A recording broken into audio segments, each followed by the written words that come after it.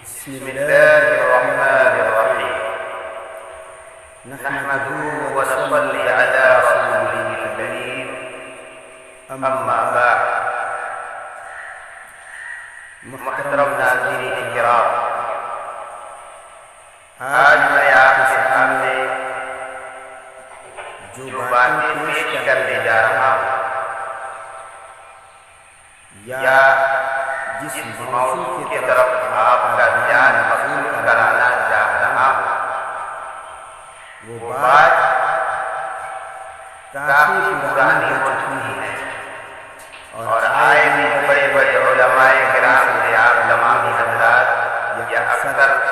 مسلمان حضرات ہمیشہ سنتے رہتے ہیں اور ہمارے سوسائٹی کے اندر، ہمارے کلچر کے اندر، ہمارے ماحول کے اندر یہ موضوع اتنا درجہ بندہ ہوا ہے کہ ہم اور آپ ان باتوں کو سننے کے باوجود بھی کسی بھی طرح کا اس کے اوپر ایکشن نہیں لیتے، کسی بھی طرح کا اس سے اپنے آپ کو دوری پیدا کرنے کی کوشش نہیں کرتے، بلکہ یہ سمجھتے ہیں کہ یہ بھی ہماری ایک کلچر ہے، یہ بھی ہماری ایک سوسائٹی کے اندر بننے اور بننے والی چیز ہے۔ اور کچھ حضرات تو ایسے بھی ہیں کہ لوگ کچھ چیزیں سادے انپڑھ بن پڑھے لکھے مسلمان تو ایسے بھی ہیں جو یہ سوچتے ہیں اور جانتے ہیں کہ یہ بھی اسلام کا ایک حکم ہے۔ تو میں آج کوئی لمبی چوڑی تقریر کرنے نہیں بیٹھا ہوں، بلکہ انہی پرانی باتوں کو دوبارہ ریپیٹ کرنے اور دوبارہ ذہن نشین کرانے کے لیے میں چند باتیں آپ کے سامنے پیش کر رہا ہوں، اور وہ بھی میں اپنی بات آج بہت کم کروں گا، بلکہ ایک ہمارے بھائی جن کا ویڈیو واٹس ایپ کے ذریعے ہمیں موصول ہوا ہے، اس بھائی کا میں بہت بہت شکر گزار ہوں کہ انہوں نے اس طرف دھیان لوگوں کا دلوایا ہے، خاص کر کے مسلمانوں کا، جس طرف انہیں دھیان دینا چاہیے اور بڑی غور و فکر کرنا چاہیے، سوچنا چاہیے، سمجھنا چاہیے۔ اس بھائی کا نام تو میں جانتا بھی ہوں، اس بھائی کے نام سے میں لاعلم ہوں، چونکہ واٹس ایپ کے ذریعے سے یہ ویڈیو مجھے ملا ہے اور اس بھائی کے نام کو اس میں اجازت نہیں کیا گیا، لیکن پہناوے اور کچھ ان کے آب ہوا سے ایسا محسوس ہوتا ہے کہ ہمارے کوئی شاید ادر مسلم بھائی ہیں، یعنی غیر مسلم بھائی ہیں۔ اگر ہمارے باتوں میں ان کی بات بہت زیادہ پسند کے لائق ہے، لہذا میں اپنی بات کو سمیٹتے ہوئے انہی کی بات کو آپ سنوا رہا ہوں۔ دیکھیے بھائی نے اس قدر بہترین بات کہی ہے، پوائنٹڈ بات کہی ہے۔ میں اشارہ کروں کہ اسلام کے اندر قبر پرستی، مزار پرستی یہ سراسر ناجائز ہے، حرام ہے، شرک ہے، اسلام سے اس کا دور دور تک کوئی واسطہ نہیں ہے۔ اور یہی بات علماء کرام سال سے کہتے چلے آ رہے ہیں، قرآن چلا چلا کر کے آج سے 1400 سال پہلے سے کہتا چلا رہا ہے، حدیثیں بھری پڑی ہیں، لیکن کوئی مسلمان اس پر توجہ نہیں دیتا۔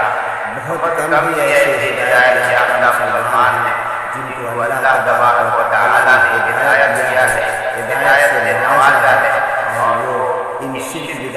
گردن سے نکل کر ایک بہترین مسلمان کا کردار ادا کر رہے ہیں۔ تو آئیے میں اور آپ اس بھائی کی باتوں کو سنیں اور سمجھیں کہ انہوں نے کتنے پوائنٹڈ بات کی ہے۔ آئیے ہم اور آپ ان کی باتوں کو سنتے ہیں، سمجھتے ہیں اور اللہ تبارک و تعالیٰ سے دعا کرتے ہیں کہ اللہ تبارک و تعالیٰ ان کی کہی ہوئی باتوں کو ہمارے دل و دماغ کے اندر اتار دے، سوچنے سمجھنے کی صلاحیت عطا فرمائے، غور و فکر کریں کہ واقعی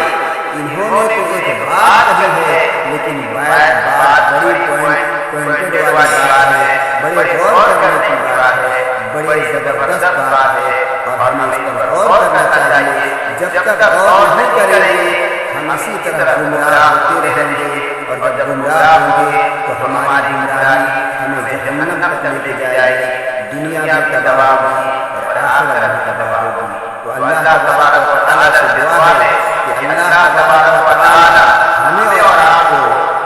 اس بھائی کی ایک اشارہ دی گئی باتوں کو سوچنے سمجھنے اور کہنے سننے سے زیادہ